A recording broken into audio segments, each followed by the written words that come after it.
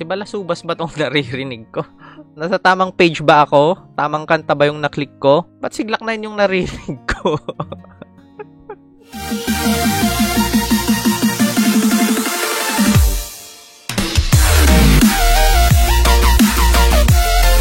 Hey, what's good? Hope you're safe. Ito na naman ako, Edward, ang Batang 90s, and welcome to another reaction video. So, una sa lahat, prayers para sa inyo, sa mga nanonood nito. Huwag kayong mag-alala, malapit nang matapos yan. Patapos na nga diba? Babangon ulit tayo ng mas malakas pa. Yeah. At again, lagi kong sinasabi, napakaraming nanonood ng aking videos na hindi pa nakapag-subscribe, at kung isa ka na doon, napakadali, just hit the subscribe button sa baba, turn on post notifications para updated na rin sa lahat ng videos na nilalabas natin. Next reaction video natin ay galing kay Balasubas, Erning Bakal, featuring Banyal Punyal. Sabi nila rap version. Okay, so eto, nagulat na lang ako nung nakita ko yung post ni Balasubas na kahapon na lang daw niya ilalabas itong kantang to. Kasi dapat hindi pa kahapon dapat ilalabas to, pero napaaga kasi sabi niya parang may madaming lalabas na mga kanta, so inunahan na lang niya. Oo nga naman, good strategy dyan. Okay, at paumanhin na rin Sir Balasubas, pasensya na kung makakaabot naman ang mensahe ko. Pasensya na hindi ko naabutan yung premiere mo last night kasi nasa trabaho rin ako. Hindi, dapat nga gagawin ko ng video yun kagabi, pero it's too late na. Pero ngayon, since medyo maaga-aga tayong nauwi, pakikinggan natin itong Sabi Nila. Ito ay nilabas sa, of course, Balasubas YouTube channel. Naka-subscribe na tayo dyan. Lodi, salute. So, ito ay from Agaw Agimat, Sabi Nila rap version. So, ito, chorus si Banyal Punyal, first verse si Balasubas, second verse si Erning Bakal. Okay, gusto ko lang bigyan ng quick intro tong kantang to kasi dahil sa pinsan ko, shoutouts Larry Kakam, sa mga lahat ng Kakam dyan sa Urdaneta, shoutouts sa inyong lahat, sa mga pogi dyan sa Albor, yan. So ito, pag may okasyon or pag may video okay, hindi mo mapapakanta yung pinsan kong yun. Pero pag pinatugtog mo to or pag kumanta siya sa video okay, ito lagi, walang iba. Sabi nila, Agaw Agimat. Yan. Shoutouts Larry. And belated happy birthday. Birthday ata niya kahapon or nung isang araw. Happy birthday sa'yo, insan. Okay, enough said. And again, yung expectations ko na naman nandito na naman sa above average or above the standard na naman yung expectations ko. Talaga pag si Balasubas naglalabas ng kanta, no doubt yan. Alam ko magiging maganda na naman to. Hindi ko lang alam kung gaano kaganda, pero alam ko magiging maganda na naman to. So yan, pakinggan na natin. Let's go. Sabihin man nila ako'y bata pa. Okay, ito, Banyal Punyal, yung nag-chorus. Di ko pa raw alam kung paanong umibig sa kanya. Sa karanasan daw ako ay ilaw pa. Yung mag-aral ka pa. may ano tawag dun sa, may style siya, may style yung boses niya, no, yung huhugot ng hangin. Mag-aral ka pa, diba? Pakinggan natin. Ilaw pa.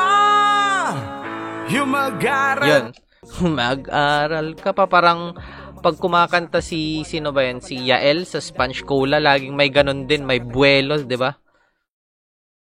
Pa, yan lang sabi nila. Yeah. Oh. So wala akong masyadong info about kay Banyal Punyal. Pa-comment na lang kung sino siya or kung may mga ibang kanta man siya, pa-comment na rin yung link. Salamat. Yeah. Ayon sa sabi ni Tay, nung ako'y musmus pa lamang ay marami ka pa to.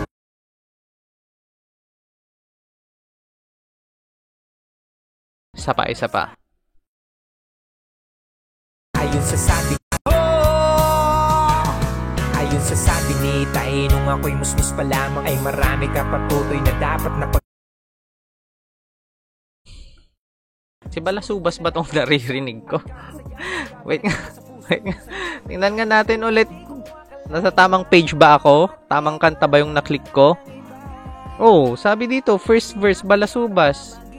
Wala naman ako sa page ni Glock 9. Ba't si Glock 9 yung narinig ko? Pati yung mga words na ginagamit niya kung paano siya magkwento, di ba? Ulit.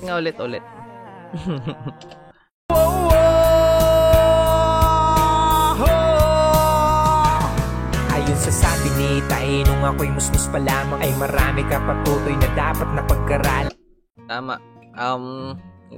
Ito, Sir Balasubas, hindi mo mapagkakaila, ako na nagsasabi. Ito, sariling opinion ko lang, hindi mo maitatanggi yung impluwensya ni Glock 9. Siguro sasabihin ko na guess ko lang naman. 50 to 60% ng nalalaman mo sa rap ay impluwensya ni Glock 9. Sa tingin ko lang naman sa tingin ko.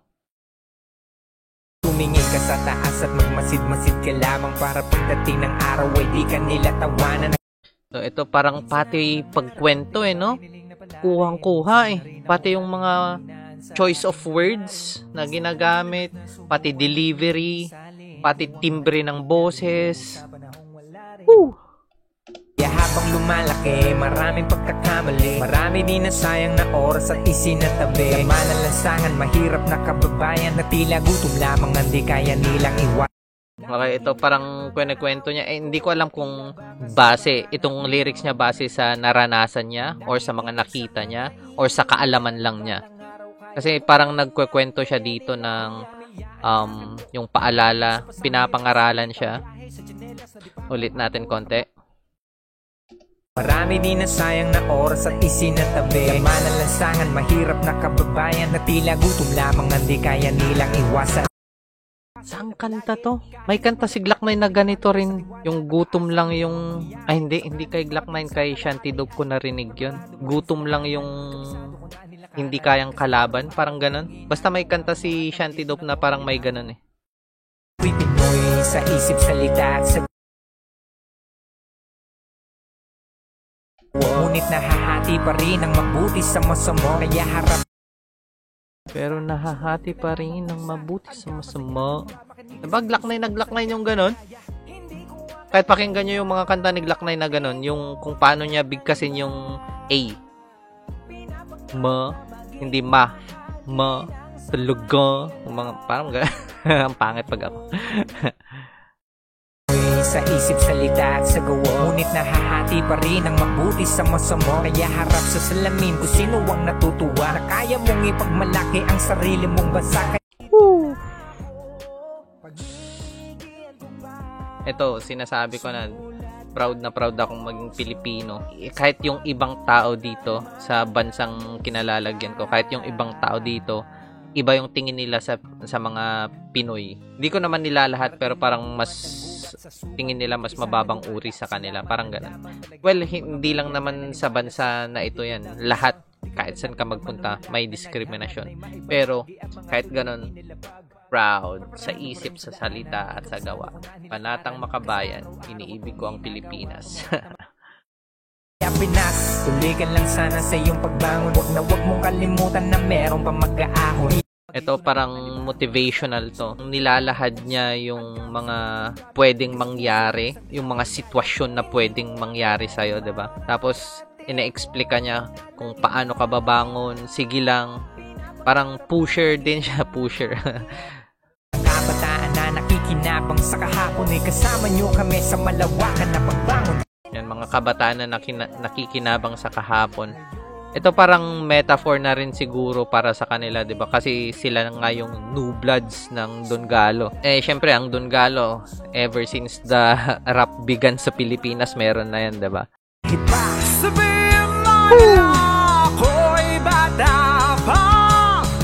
Pwedeng maging kwento si Punyal no? Bukalista ng isang banda, no?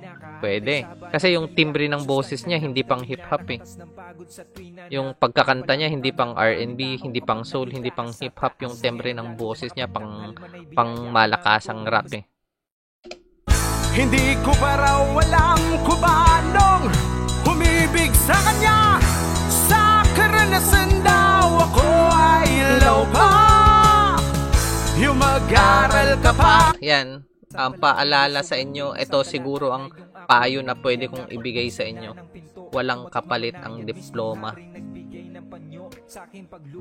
Kapag nakatapos ka ng pag-aral mo, walang halaga or walang kapalit na makakatumbas ng pag-aaral. Yan ang sabi nila.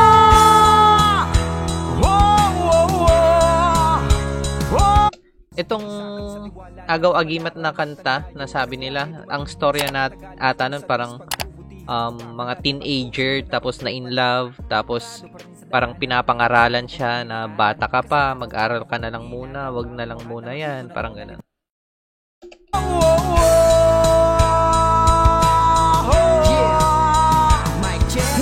Earning bakal.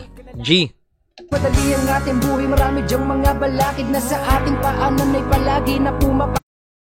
Galing ng pagka-mix, no? Yung boses, may subtle na background na naghaham sa likod. Hindi mo mapapansin pero isang bagay yun na nagbibigay kulay. Hindi madali ang ating buhay, marami dyang mga balakid na sa ating paanan ay palagi na pumapatid. Maging masinong matyaga kahit kitain katiting, dahil sa sipag at diskarte meron kang mararating. Hindi ko alam kung pang ilang beses ko nang sasabihin. Ang swerte, hinahanap yan. Hindi yan dumarating ng kusa. Kung gusto mong maging successful, kung gusto mong swertehin sa buhay, paghirapan mo, magpursige ka at huwag huminto. Hindi naman mali kung minsan na ikay magkamali, basta sa bandang huli itama mo bawat mali. Itong natutunan ko, ito rin yung aral na natutunan ko at ina-apply ko sa buhay ko hanggang ngayon tungkol sa pagkakamali na yan. May nabasa ako, hindi ko alam kung kanino galing, basta quote siya. Hindi ko alam kung kay Einstein or something or mathematician yun or someone. Basta yung sense nung quote na yun ay win-win situation ka lagi sa kahit anong gagawin mo. Kunwari, ito, nagkamali ako. Panalo ka pa rin dun eh. Yung pagkakamali mo, panalo ka pa rin kapag ginawa mo yung pagkakamali mong magiging aral. So, kung may gagawin kang isang bagay tapos naging successful, panalo ka. Pag hindi naman naging successful, may natutunan ka. So, wala kang talo. Sa buhay, walang talo. Lahat panalo. Depende na lang kung paano mo yan gagamitin sa advantage mo, diba? At ikaw ang susi sa bansa na naghihikahos upang umahon na sa hirap bayang mahal ng lubos. Yung kanta ng mananabas na amin na, Letter to the Fans, diba? Ito naman, Letter to the Filipino people, para sa inyo, para sa atin, para sa ating lahat. Mahalin natin ang bansa natin. Kabataan, yan daw ang pag-asa ng ating bayan. Yan ang sabi ni Rizal, kaya atin tong patunayan. Tulak ka lang nabuhangin dito sa mundong ibabaw, kaya huwag maging madamot, malasakit ang mangibabaw. Maglalagay ka na rin ng time and effort sa isang bagay, bakit hindi pa sa mas maganda, diba? Yan. Isang tip ko sa inyo. Ang turo ni Ama na tumatak sa aking isipan, at sa bawat pagkabigo meron akong natututunan. Magmamahal at kabutihan ibigay mo sa kapwa-tao, matatag na paninindigan niya na tatak ng Pilipino. Sana ito na yung mangyayari ngayon. Pero okay din kasi yung competition na nangyayari sa hip-hop sa Pilipinas, diba? Napaka-healthy pag competition lamang sa ang pag-usapan. Maganda yung nangyayari. Pero ang masama dyan kasi, may mga ilan-ilan, lalo na yung siguro karamihan mga fans, napapalala. Kasi nga, sabi ni Sir Shubaldi, diba, kung may issue yung rini-review mo, taas ng views. Pero kung mga ganitong kanta, parang ang baba kasi walang issue. So, yung mga hook na sinasabi or yung mga interesting na mga bagay na pinapanood nating lahat, diba? Yung mga issue, yung mga ganitong klaseng kanta, nalilimutan natin minsan. So, ito yung isang example ng music na talagang paulit-ulit mong pakinggan para tumatak sa isip mo, sa puso mo, diba? Ngunit dahil kulang pa ang aking karanasan at marami pa akong dapat pag-aralan, yung pag-ibig nila'y Yung may buwelo talaga, no? May buwelo talaga, punyal. di ko kayang pantayan. Yung para sa akin ito'y isang maling kaisipan. Ang pag-ibig sa bayang kinagisnan. Nakakalaki yung puso, nakakataba yung puso pag mga ganitong klaseng kanta papakinggan mo. Maganda yung mensahe, napakaganda yung mensaheng binibigay sa atin. Ang daming aral. Marami tayong aral na mapupulot dito. Ay sa puso at hindi sa isip lang. Ito'y nararamdaman at hindi na pag-aaralan. Ito'y walang Ito, mapunta naman tayo sa beat, no? Kasi kanina pa natin pinag-uusapan yung kanta, yung lyrics, ganyan, yung mensahe. Ngayon naman, papunta tayo sa beat. Nasabi ko na to noon din na gustong-gusto ko yung mga ganitong klaseng beat. Yung mga talagang tunay na mga instrumento yung ginagamit. So, sa likod may naghaham. Mula umpisa yun hanggang ngayon, nasa background lang siya. Napaka-subtle na. Hindi ko kasi alam kung paano i-translate yung subtle sa Tagalog. Basta ganun. Hindi mo mapapansin talaga pero isang elemento yun dito sa kanta na nagbibigay kulay, bumubuo. Tapos yung drums talagang hindi siya pad or hindi siya digital, talagang totoong drums na recorded. Kilalang edad kailan mahahal. Sabihin mo nila ako'y bata pa. Hindi ko pa raw drums siya. Tingin ko parang electric drum yung tunog niya. Masyadong malinis kasi yung tunog eh. Parang electric drum. Di ko alam. Sana masagot yan ni Sir Balasubas Punyal or ni Sir Erning Bakal, di ba? Ano ba yung nagamit dito sa beat niya? alam ko ba nung umibig sa kanya. Sa karanasan daw ako ay ilaw pa. Yung mag-aral ka pa, yan ang sabi nila. Sabihin mo nila ako'y bata. Hindi ko alam sa medyo distorted na konti. I doubt na gitara yun. Siguro ginawa yun na distorted sa keyboard siguro. Hula ko lang, hula. Hindi ko pa raw alam kung paano umibig sa kanya. Sa karanasan daw ako ay ilaw pa. Ito siguro suggestion ko na rin, 'di ba? Sa mga susunod siguro na ilalabas ni Sir Balasubas. Kasi dito sa beat, maganda na siya pero nakukulangan ako sa bass. Kasi ang ganda na nung beat, ang ganda nung instrumental. Pero pag instrumental kasi na ganito, kailangan mo ng yung gumaganon dung dung dung, basta yung ganon, yung siguro meron pero hindi mas napapansin masyado. Siguro kung meron man, mas lakasan lang konti siguro. Suggestion lang naman, sir. Yung mag-aral ka pa, yan ang sabi nila.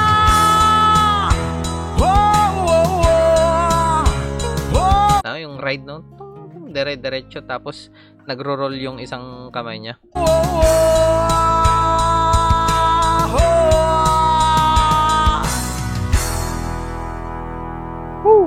Sabi nila. Di ko napansin tong visuals nila. Ano kayang mensahe yung gusto nilang iparating dito? Parang siguro makinig ka. Parang ganun siguro yung gusto nilang sabihin dito sa visuals. Kaya nga sabi nila, di ba? Sabi nila. Meron pa? Ay, yun. Doon natatapos ang kanta. Isa na namang obra. Galing kay Balasubas, Erning Bakal at Punyal. Or Banyal Punyal. Yan, shout out sa inyong tatlo, napakaganda. Hindi ko alam kung sino yung nag-request or kung sinong nakapag-isip. Isa ito sa mga masasabi na nating underrated OPM. Yung mensahe, yung nilalaman ng kanta talagang classic kung sabihin nila, di ba? Tapos classic na song, gagawin mo pa ng rap version mula sa mga classic na mga artist. Tan ka pa. Okay, so dun na natin tatapusin itong reaction video natin na ito. Kung nagustuhan mo, please, malaking tulong pag nag-subscribe ka. Napakadali. Nandyan lang yung subscribe button sa baba. Isama mo na rin yung notification bell para updated sa lahat ng videos na nilalabas natin. And meron pa, I'm out. Peace. Sumulat gamit ang puso sa pagbuo ng mga musika.